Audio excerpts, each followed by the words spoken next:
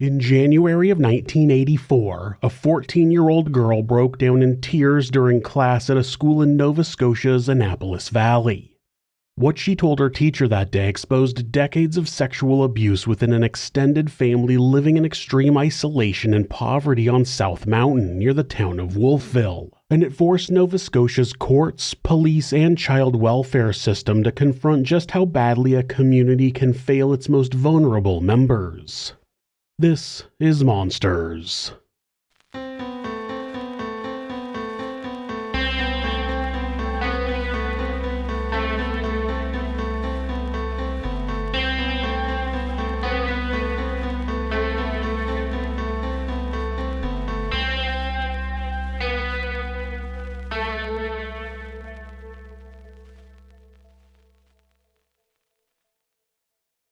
South Mountain, the ridge overlooking Nova Scotia's Annapolis Valley near Wolfville, began attracting permanent settlers in the late 18th century. The valley floor below was fertile and increasingly claimed by established farming valleys, so those with fewer resources or connections, including displaced loyalists, freed and formerly enslaved black settlers, and other newcomers with nowhere else to go, pushed up onto the mountain instead. Its thin, rocky soil wasn't suited to the commercial agriculture that thrived below, but it offered land nobody else wanted badly enough to contest. So over time, roughly 30 family groupings took root there, largely self-sufficient and largely left alone. More modern amenities that appeared in cities over time did not make it to the mountain, and those families would end up going without schooling or medical care. Even when a school was built on the mountain in the 1920s, it was only one room and poorly equipped. The Goler family's own origins are traced in some genealogical accounts to a man named Silas Munday, who was said to have been a slave in Virginia. Some documents say he was a member of the Nanzatico tribe in Virginia, and others say he was captured in Syria and brought to the United States. He left the U.S. in the early 19th century after earning his freedom by fighting the British in the War of 1812. Silas used both his own surname and a variant spelling Goler with an AR instead of an ER interchangeably, and some records place his later years in New Brunswick before his descendants moved into Nova Scotia. His line continued through a son, William Goler Munday, born in 1812, whose generation appears to be where the family's presence on or near South Mountain in Nova Scotia becomes more clearly documented. It's worth noting this genealogy comes from local and family history sources rather than a rigorously verified academic record, so specific dates and relationships should be treated as reasonably well supported rather than certain. What's better documented is the family's long tenure on the mountain itself. Researchers, including a sociologist at Acadia University who examined the family's history, found that Goler ancestors had occupied the South Mountain area since at least the mid-1800s. That same research traced patterns of incest within the family back to the 1860s, meaning the abuse that became a national story in 1984 wasn't a recent development, but something that had apparently been present in some form for well over a century by the time it was finally exposed. Journalists David Cruz and Allison Griffiths, who spent years researching the family for their 1998 book On South Mountain, described the multi-generational settlement pattern as central to understanding how the abuse persisted for so long. Families on the mountain intermarried heavily and had minimal contact with the valley communities below, who largely regarded mountain families with suspicion or contempt. That mutual distance, the valley's disdain and the mountain family's corresponding wariness of outsiders hardened over generations into the kind of isolation that let entrenched patterns of harm go unnoticed by teachers, doctors, clergy, and social workers for decade after decade. By 1984, the head of the Goler clan was Charles and Stella Goler. Charles had been born on July 29, 1905, making him 78, and Stella had been born on June 1, 1921, making her 62. They had 8 living children at the time. Their oldest son had died. 44-year-old Cecil was nonverbal and was said to be paralyzed from the neck down, but 2 doctors who examined him said he had no physical infirmities and labeled him quote-unquote feeble-minded, a common term in the past for someone who had intellectual disabilities. The other 7 living children were 43-year-old Marjorie, 40-year-old Stella, 38-year-old William, 37-year-old Henry, 35-year-old Mary, 32-year-old Josephine, and 29-year-old Cranswick. William, Marjorie, and Stella all had children of their own as well. With the patriarch Charles losing his strength with his age, William had taken up the mantle of leader of the clan. He had 3 daughters, and in 1984 they were 14-year-old Sandra, 11-year-old Donna, and 7-year-old Lisa.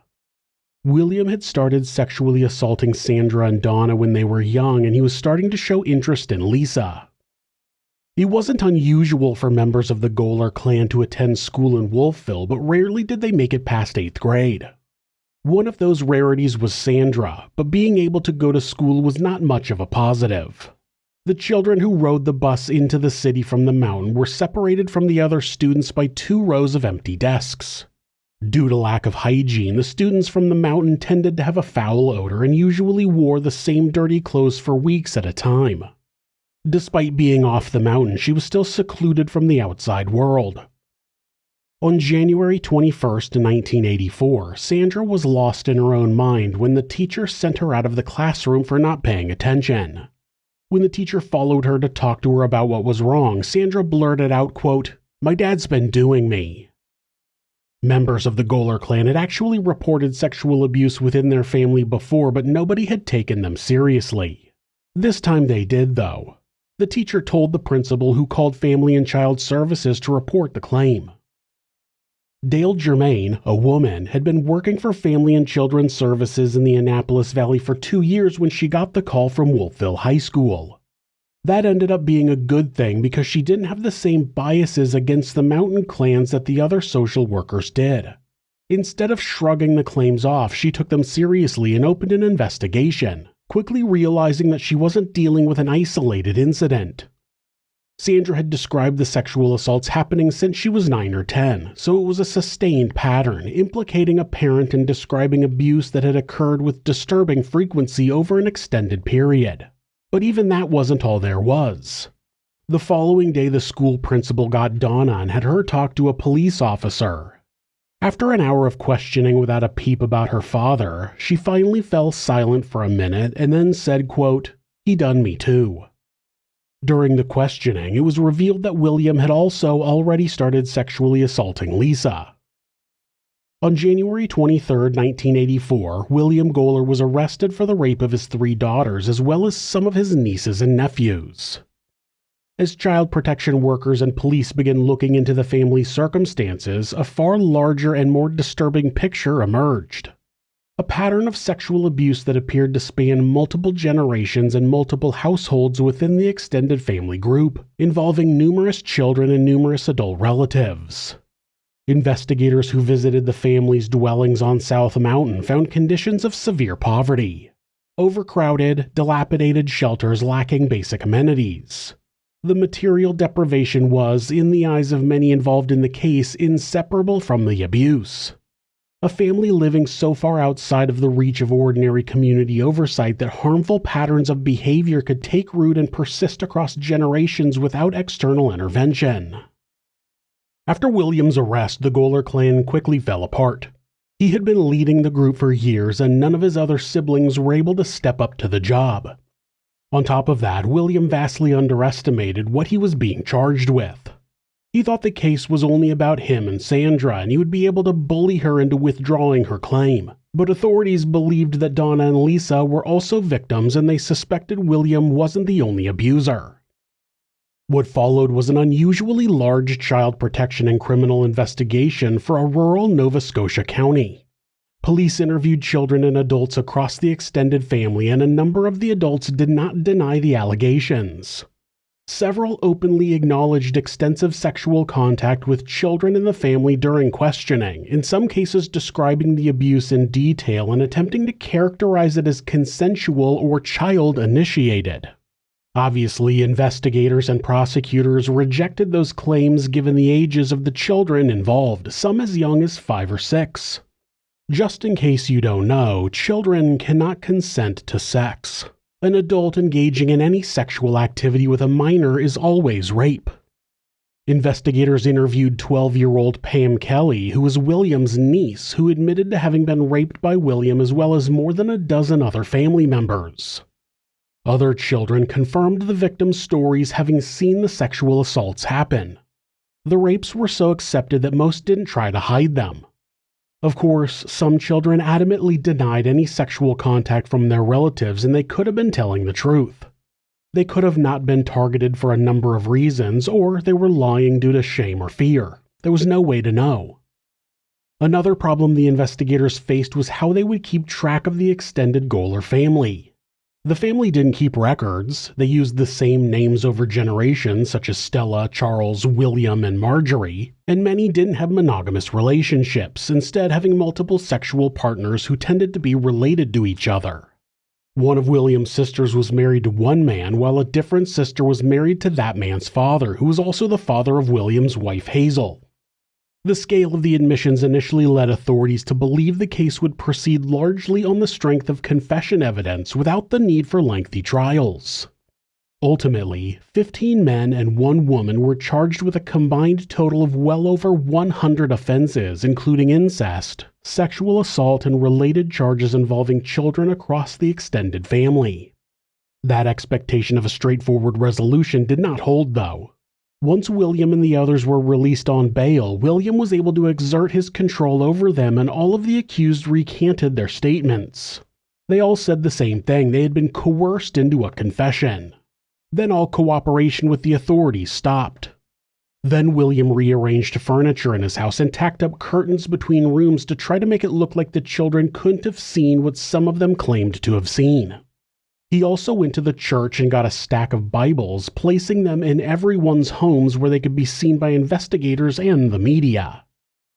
Over the course of 1984 and 1985, the courts worked through the charges against the accused. The victims had to testify in all the trials about their own sexual assaults and the sexual assaults they had witnessed. Roughly 10 members of the family ultimately received custodial sentences amounting to a combined total of around 47 years of imprisonment across all convictions, with individual sentences generally ranging from 1 to 7 years. That reflected both the statutory maximums available under the sexual offense provisions of the area and the mitigating arguments raised by the defense, which frequently centered on the family's poverty, isolation, and its members' own histories of abuse and limited education, none of which are excuses for raping a child. I grew up poor. At no point has that experience made me want to rape a child. The sentencing outcomes were and remain a point of significant public controversy. Given the scale and severity of what investigators had documented, abuse spanning generations and involving very young children, many observers viewed the sentences as disproportionately lenient. Charles Goler died while most of the perpetrators were in prison. Following the trials, the children involved in the case were removed from the family and placed in foster care or other arrangements. The 3 sisters, Sandra, Donna, and Lisa, were separated. As adults, Donna tried to develop a relationship with Lisa, but neither of them ever saw Sandra again. Nova Scotia's child welfare authorities faced scrutiny over how the situation had been allowed to persist for as long as it had. Members of the extended family who were not charged, along with the broader South Mountain community, continued to live with the stigma the case attached to the Goler name. A reputation that in some ways compounded the very isolation researchers identified as part of the original problem. William Goler served the whole 7 years, never once admitting guilt to what he had done. When he was released, he returned to South Mountain, and having been divorced from his wife Stella, he lived with the woman who had been convicted in the sexual assault cases, Wanda Whiston. As the years went on, there were children once again living with the clan. In 1998, William and his brother Cranswick were arrested and charged with 2 counts of sexual assault against a 3-year-old girl. She was the daughter of one of William's previous victims. William was sentenced to 7 years in prison again, and his life after that has not been documented. I would never label someone a bad person because they live a less conventional life in the mountains. Everyone should live in a way that makes them happy, but the key is as long as it's not hurting anyone else. That was not how William Goler and his family members lived. They preferred a secluded life in the mountains, but while there, they lived as monsters. Thanks for watching This Is Monsters. New episodes are uploaded twice a week on Mondays and Thursdays. There are occasional bonus episodes covering unsolved cases and criminal history. If you have a suggestion for a case you think I should cover, leave it in the comments. You can always follow the channel on Instagram at thisis_monsters and purchase merch at thisismonsters.com. Thanks so much, and be safe.